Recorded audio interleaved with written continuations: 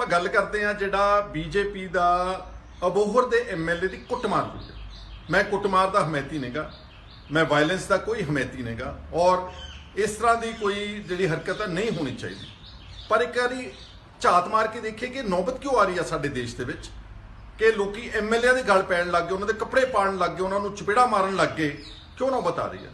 ਮੈਂ ਸਮਝਦਾ ਕਿ ਇਹਦੇ ਸਿੱਧੀ ਬੀਜੇਪੀ ਦੀ ਸਰਕਾਰ ਜ਼ਿੰਮੇਵਾਰ ਹੈ। ਉਹ ਪੰਜਾਬੀ ਦੀ ਸਾਦੀ ਜੀ ਕਹਾਵਤ ਹੈ ਨਾ ਕਿ ਜੋ ਬੀਜੋਗੇ ਉਹੀ ਵੱਢੋਗੇ। ਪਿਛਲੇ 6 ਮਹੀਨਿਆਂ ਤੋਂ ਬੀਜੇਪੀ ਨੇ ਨਫ਼ਰਤ ਬੀਜੀ ਆ ਇਸ ਦੇਸ਼ ਵਿੱਚ।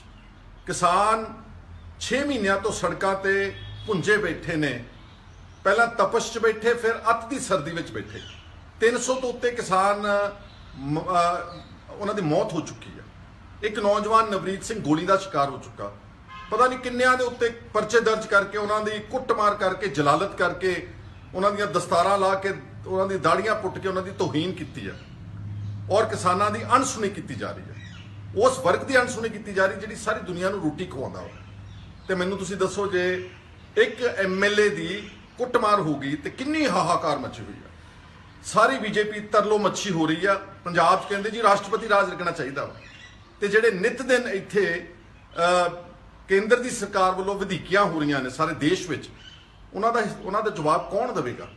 ਇਸ ਲਈ ਬੀਜੇਪੀ ਦੀ ਸਰਕਾਰ ਨੂੰ ਔਰ ਪ੍ਰਾਈਮ ਮਿਨਿਸਟਰ ਨੂੰ ਚਾਹੀਦਾ ਵਾ ਕਿ ਇੱਕ ਵਾਰ ਇਨਸਾਨੀ ਨਾਤੇ ਆਪਣੇ ਦਿਲ ਨੂੰ ਅੱਛੀ ਤਰ੍ਹਾਂ ਜ਼ਮੀਰ ਨੂੰ ਪੁੱਛਣ ਕਿ ਅਸੀਂ ਜੋ ਕੁਝ ਕਰ ਰਹੇ ਇਸ ਦੇਸ਼ ਵਿੱਚ ਕੀ ਠੀਕ ਕਰ ਰਹੇ ਹਾਂ? ਅਸੀਂ ਕਿਸਾਨਾਂ ਦੇ ਨਾਲ ਜੋ ਦੁਰਵਿਵਹਾਰ ਕਰ ਰਹੇ ਨੇ, ਜੋ ਉਹਨਾਂ ਦੀਆਂ ਜਾਇਜ਼ ਹੱਕੀ ਮੰਗਾਂ ਨੂੰ ਲੈ ਕੇ ਉਹਨਾਂ ਨੂੰ ਕਦੀ ਖਾਲਿਸਤਾਨੀ ਕਹਿੰਦੇ ਨੇ, ਕਦੀ ਹੁੱਲੜਬਾਜ਼ ਕਹਿੰਦੇ ਨੇ, ਉਹਨਾਂ ਨੂੰ ਟਿੱਚਰਾ ਕਰਦੇ ਨੇ।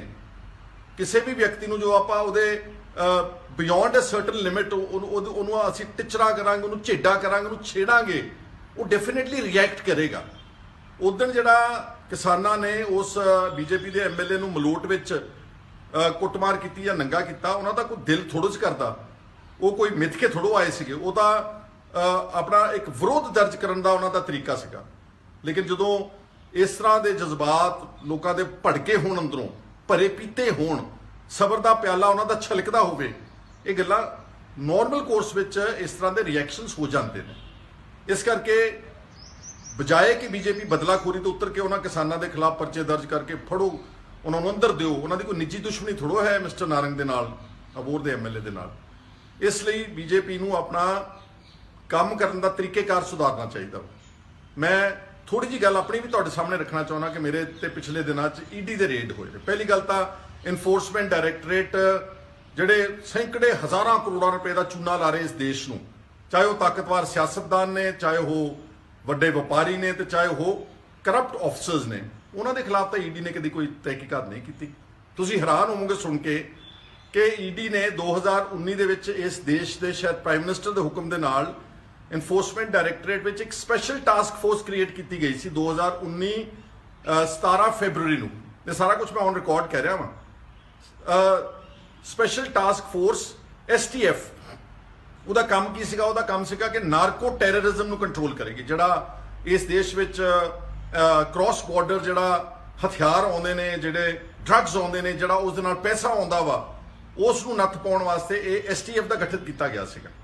3 ਸੂਬਿਆਂ ਵਿੱਚ ਵਿਸ਼ੇਸ਼ ਤੌਰ ਤੇ ਇਹਦਾ ਰੋਲ ਸੀ ਡਿਫਾਈਨ ਕੀਤਾ। ਇੱਕ ਸੀਗਾ ਰਾਜਸਥਾਨ, ਇੱਕ ਸੀ ਪੰਜਾਬ, ਤੇ ਇੱਕ ਜੰਮੂ ਕਸ਼ਮੀਰ। ਤੁਸੀਂ ਹੈਰਾਨ ਹੋਵੋਗੇ ਸੁਣ ਕੇ ਕਿ ਇਸ STF ਨੇ, ਜਿਹੜੀ ਇਨਫੋਰਸਮੈਂਟ ਡਾਇਰੈਕਟੋਰੇਟ ਦੇ ਵਿੱਚ ਹੀ ਸੈਟਅਪ ਕੀਤੀ ਗਈ ਹੈ, ਇਸ ਨੇ ਪਿਛਲੇ 2 ਸਾਲਾਂ ਵਿੱਚ ਇਨ 3 ਸੂਬਿਆਂ ਵਿੱਚ ਕਿਤੇ ਰੇਡ ਨਹੀਂ ਕੀਤਾ। ਨਾਰਕੋ ਟੈਰਰਿਜ਼ਮ ਦੇ ਨਾਮ ਤੇ ਡਰੱਗਸ ਦੇ ਪੈਸੇ ਨੂੰ ਲੋਕੇਟ ਕਰਨ ਦੀ ਜਿਹੜੇ ਵੱਡੇ ਡਰੱਗ ਤਸਕਰ ਹੋਏ ਨੇ ਇੱਥੇ, ਜਗਦੀਸ਼ ਭੋਲੇ ਵਰਗੇ, ਜਾਂ ਜਿਹੜਾ ਹੁਣੇ ਸਰਪੰਚ ਰਾਣੂ ਫੜਿਆ ਗਿਆ, ਜਾਂ ਉਸ ਤੋਂ ਪਹਿਲਾਂ ਰਾਜਾ ਕੰਦੋਲਾ, ਤੇ ਪਤਾ ਨਹੀਂ ਕਿੰਨੇ 500 ਕਰੋੜ, 1000 ਕਰੋੜ, 2.5 ਕਰੋੜ ਦੇ ਡਰੱਗਸ ਦੇ ਮੁਕੱਦਮੇ ਪੈਂਡਿੰਗ ਨੇ ਈਡੀ ਦੇ ਕੋਲ, ਜਿਹਦੇ ਚ ਇੱਕ ਕੇਸਾਂ ਵਿੱਚ ਵਿਕਰਮ ਮਜੀਠੀਆ ਦਾ ਵੀ ਨਾਮ ਆ ਰਿਹਾ ਕਿ ਉਹਨੇ 35 ਲੱਖ ਰੁਪਇਆ ਇੱਕ ਆਦਮੀ ਨੇ ਉਹਨੂੰ ਡਰੱਗ ਮਨੀ ਚੋਂ ਇਲੈਕਸ਼ਨ ਫੰਡ ਵਿੱਚ ਉਹਦੇ ਡਰਾਇੰਗ ਰੂਮ 'ਚ ਬਹਿ ਕੇ ਅੰਮ੍ਰਿਤਸਰ ਵਿੱਚ ਪੈਸੇ ਦਿੱਤੇ। ਉਹਦੀ ਕਿਸੇ ਨੇ STF ਨੇ ਜਾਂਚ ਨਹੀਂ ਕੀਤੀ, ਕਿਸੇ ਦੇ ਰੇਡ ਨਹੀਂ ਕੀਤਾ। ਸਿਰਫ ਪੰਜਾਬ ਵਿੱਚ 3.25 ਕਰੋੜ ਆਬਾਦੀ ਚੋਂ ਕੱਲਾ ਸੁਖਪਾਲ ਸਿੰਘ ਖਹਿਰਾ ਦੇ ਉੱਤੇ ਰੇਡ ਕੀਤਾ ਗਿਆ ਈਡੀ ਵੱਲੋਂ, ਉਸ STF ਵੱਲੋਂ, ਛੋਟੀ ਮੋਟੀ ਈਡੀ ਵੱਲੋਂ ਨਹੀਂ। ਜਿਹੜੀ ਸਪੈਸ਼ਲ ਟਾਸਕ ਫੋਰਸ ਬਣਾਈ ਗਈ ਸੀ ਸਾਰੇ ਦੇਸ਼ ਵਿੱਚ ਡਰੱਗਸ ਨੂੰ ਦੇ ਪੈਸੇ ਨੂੰ ਕੰਟਰੋਲ ਕਰਨ ਲਈ, ਉਹਨੇ ਸਾਰੇ ਦੇਸ਼ ਵਿੱਚ ਜੰਮੂ ਕਸ਼ਮੀਰ 'ਚ, ਰਾਜਸਥਾਨ ਤੇ ਪੰਜਾਬ ਤੇ ਹੋਰ ਸੂਬਿਆਂ ਵਿੱਚ ਕਿਤੇ ਰੇਡ ਨਹੀਂ ਕੀਤਾ। ਪਹਿਲਾ ਰੇਡ ਸੁਖਪਾਲ ਸਿੰਘ ਖਹਿਰਾ ਤੇ। ਤੁਹਾਨੂੰ ਲੱਗਦਾ ਮੈਂ ਕੋਈ ਡਰੱਗ ਤਸਕਰ ਜਾਂ ਡਰੱਗ ਮਾਫੀਆ ਵਾਂ? मैं तो एक विसल ब्लोअर हाँ, मैं तो एक क्रूसेडर हाँ, मैं तो एक भ्रिष्टाचार के खिलाफ, गलत बेइंसाफियां के खिलाफ लड़न वाला एक व्यक्ति हाँ, सिर्फ एक इंडिविजुअल। तो मैनू टारगेट किया गया। मैनू पता है टारगेट इसलिए किया गया क्योंकि मैं पिछले काफ़ी अरसे तो बीजेपी की गलत नीतियां, चाहे वो जम्मू कश्मीर को तोड़ना सी, आर्टिकल 370 एब्रोगेट करके स्टेट के 2 टूटे किए गए, सारे देश ने बड़ियां ताड़ियां मारियां, चंगे भले सुलझे हुए लीडर ने भी बीजेपी की सपोर्ट की। मैं उदों भी उसका विरोध किया कि यह फैडरल ढांचे उत्ते डाका वा, अज जम्मू कश्मीर तोड़िया, कल पंजाब या होर स्टेट्स भी तोड़नगे ये बीजेपी की सरकार। मैं उदों भी विरोध किया। उस तो बाद CAA का बिल लिया गया जो एंटी माइनॉरिटी से, मैं उसका विरोध किया। उस तो बाद UAPA जो युवापा लॉ काला कानून होया सारे देश में और पंजाब में जिथे भी कितने गलत लोगों के खिलाफ, मैं उसका विरोध किया।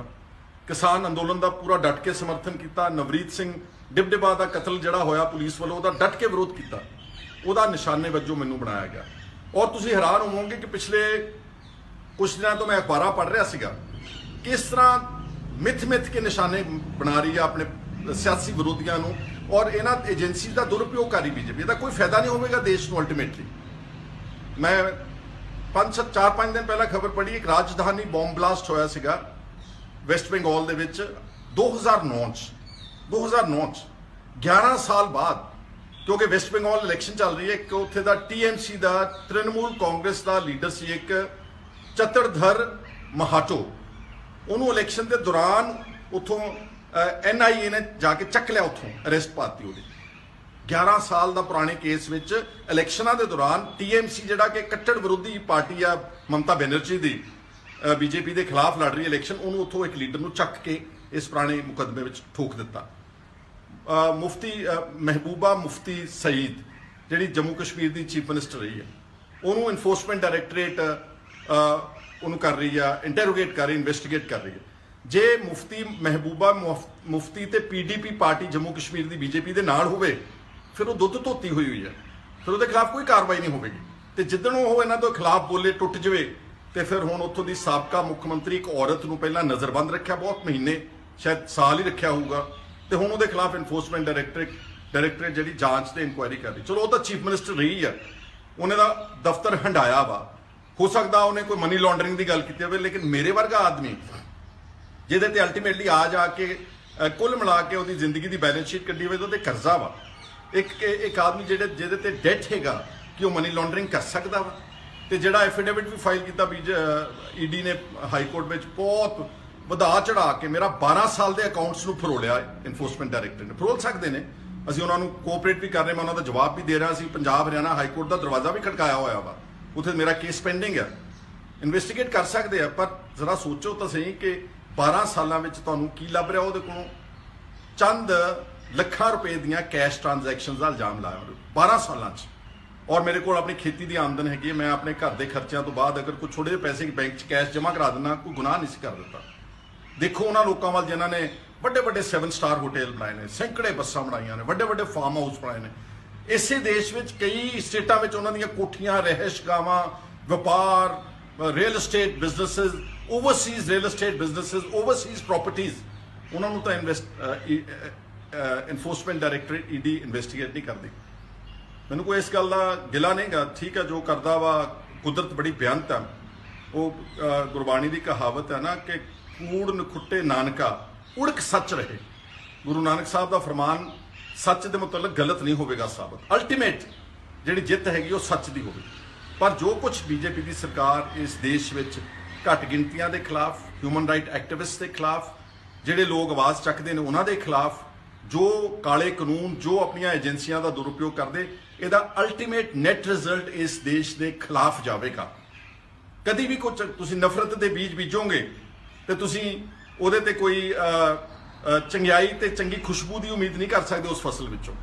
ताइयों मैं शुरू च कहा सीगा कि बीजेपी के MLA नूं जिहड़ा कुट्टिया वो ठीक है, गलत किया वा, उहदे कपड़े पाड़े, गलत किया। मैं कोई कुटमार का सपोर्टर नहीं गा, पर तुसीं नफरत बीज रहे हो तो नफरत ही वड्डोगे।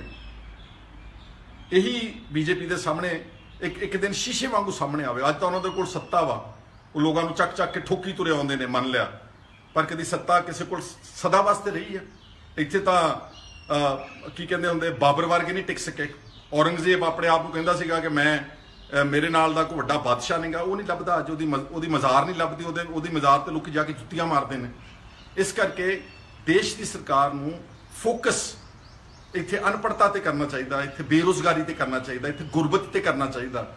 ਇਸ ਦੇਸ਼ ਦੀ ਐਜੂਕੇਸ਼ਨ ਤੇ ਹੈਲਥ ਕੇਅਰ ਨੂੰ ਸੁਧਾਰਨਾ ਚਾਹੀਦਾ, ਨਾ ਕਿ ਆਪਣੇ ਪੋਲੀਟੀਕਲ ਵਿਰੋਧੀਆਂ ਨੂੰ ਟਾਰਗੇਟ ਕਰ ਕਰਕੇ, ਬਦਨਾਮ ਕਰ ਕਰਕੇ, ਊਲ ਜਲੂਲ ਝੂਠੇ ਇਲਜ਼ਾਮ ਲਾ ਕੇ ਤੁਸੀਂ ਉਹਨਾਂ ਨੂੰ ਖਤਮ ਕਰਨ ਦੇ ਚੱਕਰ ਵਿੱਚ ਪਿਆ। ਖਤਮ ਤੁਸੀਂ ਨਹੀਂ ਕਰ ਸਕਦੇ, ਉਹੀ ਕੁਦਰਤ ਹੈ, ਉਹ ਵਾਹਿਗੁਰੂ ਆ, ਉਹਦੇ ਹੱਥ ਵਿੱਚ ਆ। ਮਰਨਾ ਜੰਮਣਾ ਕਿਸੇ ਦੇ ਵਾਸਤੇ ਉਸਨੇ ਕੀ ਰੱਖਿਆ ਵਾ, ਕੀ ਲਿਖਿਆ ਉਹਦੇ ਭਵਿੱਖ ਵਿੱਚ, ਉਹ ਕੋਈ ਵਿਅਕਤੀ ਤੇ ਕੋਈ ਸਰਕਾਰ ਤੈਅ ਨਹੀਂ ਕਰ ਸਕਦੀ, ਉਹੀ ਤੈਅ ਕਰ ਸਕਦਾ। ਇਸ ਕਰਕੇ ਮੈਂ ਸਮਝਦਾ ਕਿ ਅੱਜ ਵੀ ਬੀਜੇਪੀ ਅਗਰ ਆਪਣੇ ਆਪ ਨੂੰ ਸੁਧਾਰੇ, ਸਭ ਤੋਂ ਪਹਿਲਾਂ ਕਿਸਾਨਾਂ ਦੀਆਂ ਮੰਗਾਂ ਮੰਨਣ, ਉਹਨਾਂ ਨੂੰ ਬਾਇਜ਼ਤ ਘਰਾਂ ਨੂੰ ਮਤ ਤੋੜਨ। ਜਿੰਨੇ ਝੂਠੇ ਪਰਚੇ ਕਰ ਰਹੀ ਹੈ ਆਪਣੇ ਸਿਆਸੀ ਵਿਰੋਧੀਆਂ ਦੇ, ਉਸ ਨੂੰ ਸਾਰਿਆਂ ਨੂੰ ਰੱਦ ਕਰਨ। ਔਰ ਜਿਹੜੇ ਬਜ਼ੁਰਗ ਨੇ, ਵਰਵਰਾ ਰਾਓ ਵਰਗੇ ਜਿਹੜੇ ਇੰਟੈਲੈਕਚੁਅਲ ਲੋਕ ਨੇ, ਉਹਨਾਂ ਤੇ UAP ਲਾ ਕੇ ਉਹਨਾਂ ਨੂੰ ਜੇਲ੍ਹਾਂ ਵਿੱਚ ਸੁੱਟਿਆ ਹੋਇਆ ਵਾ। 75 ਸਾਲ ਦੇ, 80 ਸਾਲ ਦੇ ਲਿਖਾਰੀਆਂ ਨੂੰ ਜੇਲ੍ਹਾਂ ਵਿੱਚ ਸੁੱਟਿਆ ਹੋਇਆ ਵਾ। ਛੋਟੇ ਛੋਟੇ ਬੱਚਿਆਂ ਨੂੰ, ਜਿਹੜੇ ਮਾੜਾ ਜਿਹਾ ਕੋਈ ਫਾਰਮਰ ਐਜੀਟੇਸ਼ਨ ਵਿੱਚ ਕਿਸੇ ਨੇ ਟਵੀਟ ਕਰ ਦਿੱਤਾ, ਉਹ ਜਿਹੜੇ ਕਲਾਈਮੇਟ এনवायरमेंटलिस्ट ਸੀਗੀਆਂ, ਸ਼ਾਇਦ ਦਿਸ਼ਾ ਰਵੀ ਲੜਕੀ, ਇੱਕ ਨੌਜਵਾਨ 21 ਸਾਲ ਦਾ ਮੁੰਡਾ ਇੰਜੀਨੀਅਰਿੰਗ ਪੜ੍ਹਦਾ, ਸਾਰਿਆਂ ਤੇ ਪਰਚੇ ਦਰਜ ਕੀਤੇ। ਇਹਦਾ ਕਦੀ ਵੀ ਚੰਗਾ ਨਤੀਜਾ ਇਸ ਦੇਸ਼ ਵਾਸਤੇ ਨਹੀਂ ਨਿਕਲੇਗਾ। ਇਸ ਲਈ ਮੈਂ ਜਸਟੀਫਾਈ ਨਹੀਂ ਕਰਦਾ, ਪਰ ਮੇਰਾ ਮੰਨਣਾ ਵਾ ਕਿ ਜੋ ਕੁਝ ਕਿਸਾਨ ਭਰੇ ਪੀਤੇ ਪਏ ਨੇ, ਉਹਨਾਂ ਦੇ ਜਜ਼ਬਾਤ ਉਬਲੇ ਪਏ ਨੇ, ਉਹ ਹੋ ਸਕਦਾ ਆਉਣ ਵਾਲੇ ਦਿਨਾਂ ਦੇ ਵਿੱਚ ਨਰੰਗ ਤੋਂ ਵੀ ਜ਼ਿਆਦਾ ਕਿਸੇ ਦੀ ਕੁੱਟਮਾਰ ਕਰ ਦੇਣ। ਔਰ ਬੀਜੇਪੀ ਨੂੰ ਚਾਹੀਦਾ ਵਾ ਕਿ ਆਪਣੇ ਸੰਜਮ ਵਿੱਚ ਰਹਿਣ। ਉਹਨਾਂ ਨੂੰ ਗਲਤ ਮਲਤ ਸ਼ਬਦਾਵਲੀ, ਉਹਨਾਂ ਨੂੰ ਹੁਣ ਕਹਿਣ ਲੱਗੇ ਜੀ ਕਾਂਗਰਸ ਦੇ ਏਜੰਟ। ਜੇ ਉਹ ਕਾਂਗਰਸ ਦੇ ਏਜੰਟ ਹੁੰਦੇ ਤੇ ਫਿਰ ਉਹ ਭਾਰਤੀ ਕਿਸਾਨ ਯੂਨੀਅਨ ਦੀ ਆਪਣੀ ਸਾਰੀ ਜ਼ਿੰਦਗੀ ਨਾ ਲਾ ਦਿੰਦੇ। ਇਹ ਲੋਕ 35 40 50 ਸਾਲ ਤੋਂ ਇਹਨਾਂ ਜਥੇਬੰਦੀਆਂ ਦੇ ਨਾਲ ਜੁੜ ਕੇ ਕੰਮ ਕਰ ਰਹੇ ਨੇ। ਮਨੁੱਖਤਾ ਦਾ, ਕਿਸਾਨਾਂ ਦਾ, ਕਿਰਤੀਆਂ ਦਾ, ਕਾਮਿਆਂ ਦਾ, ਖੇਤ ਮਜ਼ਦੂਰਾਂ ਦਾ ਕੰਮ ਕਰਦੇ ਨੇ। ਇਸ ਲਈ ਇਹ ਮੇਰੇ ਅੱਜ ਦੇ ਵਿਚਾਰ ਸੀਗੇ। ਔਰ ਮੈਂ ਸਮਝਦਾ ਵਾਂ ਕਿ ਗਲਤ ਕੰਮ ਦਾ ਨਤੀਜਾ ਕਦੀ ਚੰਗਾ ਨਹੀਂ ਨਿਕਲੇਗਾ। ਇਹੀ ਬਸ ਕਹਿਣਾ ਸੀਗਾ ਅੱਜ ਦੋਨਾਂ ਇਸ਼ੂਜ਼ ਦੇ ਉੱਤੇ। ਇੱਕ ਜੋ ਕੁੱਟਮਾਰ ਹੋਈ ਹੈ, ਤਾਂ ਜੋ ਬਦਲਾਖੋਰੀ ਦੀ ਕਾਰਵਾਈ ਸਾਡੇ ਲੋਕਾਂ ਦੇ ਖਿਲਾਫ ਕੀਤੀ ਜਾ ਰਹੀ ਹੈ। ਉਮੀਦ ਹੈ ਤੁਸੀਂ ਸਾਰੇ ਬੜੇ ਸਮਝਦਾਰ ਹੋ ਔਰ ਇਸ ਗੱਲ ਨੂੰ ਠੀਕ ਸਮਝਦੇ ਹੋਏ ਜ਼ਿਆਦਾ ਤੋਂ ਜ਼ਿਆਦਾ ਸ਼ੇਅਰ ਵੀ ਕਰੋਗੇ। ਤੁਹਾਡਾ ਸਾਰਿਆਂ ਦਾ ਬਹੁਤ ਬਹੁਤ ਸ਼ੁਕਰੀਆ, ਧੰਨਵਾਦ।